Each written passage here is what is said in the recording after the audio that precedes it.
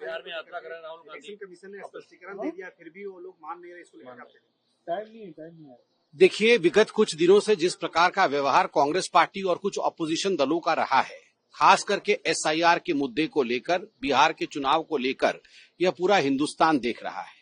मैं पार्लियामेंट के बाहर खड़ा हूं, आप सभी देख रहे हैं कि पार्लियामेंट की गतिविधि को अवरोधित किया जा रहा है। पार्लियामेंट को में फंक्शनल पार्लियामेंट नहीं हो पा रहा है, कोई काम करने नहीं दिया जा रहा है। इसके पीछे की मंशा क्या है? जो यात्रा राहुल गांधी भी कर रहे हैं, उसके पीछे की मंशा क्या है? इसके पीछे की मंशा केवल एक ही मात्र है, और वह मंशा है किस प्रकार से घुसपैठियों को बचाया जाए।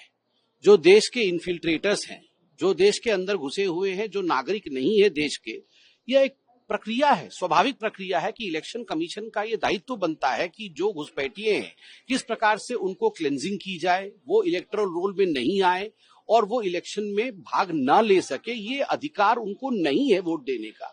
घुसपैठियों के माध्यम से किस प्रकार से चुनाव जीतना है, घुसपैठियों का किस प्रकार से इस्तेमाल करना है, तुष्टीकरण की राजनीति को किस प्रकार से आगे बढ़ाना है, यही राहुल गांधी और कांग्रेस पार्टी करती रही है। और संवैधानिक संस्थाओं को गाली देने का इनका रिकॉर्ड पुराना है। आप याद करिए, जब राम मंदिर का जजमेंट आया था तो सुप्रीम कोर्ट को पानी पी पी कर इन लोगों ने कोसा था। जजेस के नाम ले लेकर उनके खिलाफ मीम बनाकर सोशल मीडिया में छोड़ा था। और आज इलेक्शन कमीशन ऑफ इंडिया के खिलाफ जिस प्रकार का वक्तव्य सोशल मीडिया के माध्यम से और खुद राहुल गांधी दे रहे हैं, जिन शब्दों का प्रयोग वो कर रहे हैं, मुझे लगता है पूरा हिंदुस्तान उसे एक्सेप्ट नहीं कर रही है, उसे नकार रही है। और हिंदुस्तान देख भी रही है कि खिसियानी बिल्ली खंबा नोचे। और एक बात बिल्कुल स्पष्ट रूप से देश जानता है कि हम घुसपैठियों के साथ खड़े नहीं हैं। किसी भी कीमत पे घुसपैठिए आकर यहाँ पर वोट दे हिंदुस्तान में, हिंदुस्तान की फर्जी नागरिकता की सर्टिफिकेट लेकर हिंदुस्तान में वो तय करे कि राज किसका होगा, यह हिंदुस्तान नहीं होने देगा। उसके आड़ में तुष्टीकरण की राजनीति करना राहुल गांधी और विपक्षी दल बंद करें। देखिए, ऐसी कौन सी संस्था है जिसके खिलाफ विपक्ष खड़ी नहीं हुई है? हिंदुस्तान की कौन सी संस्था है?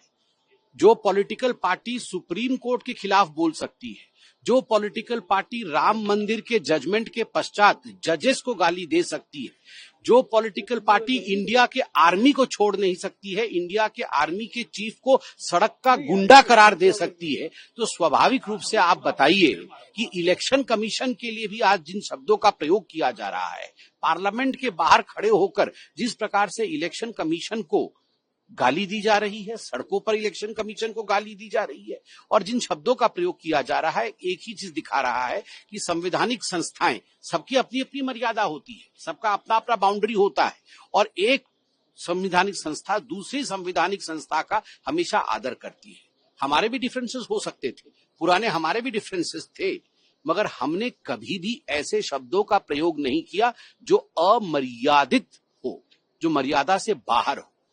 अमर्यादित शब्दों का प्रयोग करना और जिस प्रकार के आक्रमण को वो कर रहे हैं, ये कहीं न कहीं दिखाता है कि राहुल गांधी और कांग्रेस पार्टी फ्रस्ट्रेशन में है और उनका एक ही ध्येय है, किसी भी कीमत पे हमें सत्ता मिलना चाहिए। यदि हमारे परिवार को सत्ता नहीं मिलता है तो हम किसी को भी खींच के सड़क के बीच में लाएंगे, उसके विरुद्ध अनर्गल बोलेंगे, उसको गाली करेंगे, और किसी भी कीमत पर हमें सत्ता चाहिए। मगर जनता जनार्दन है, सब समझती है।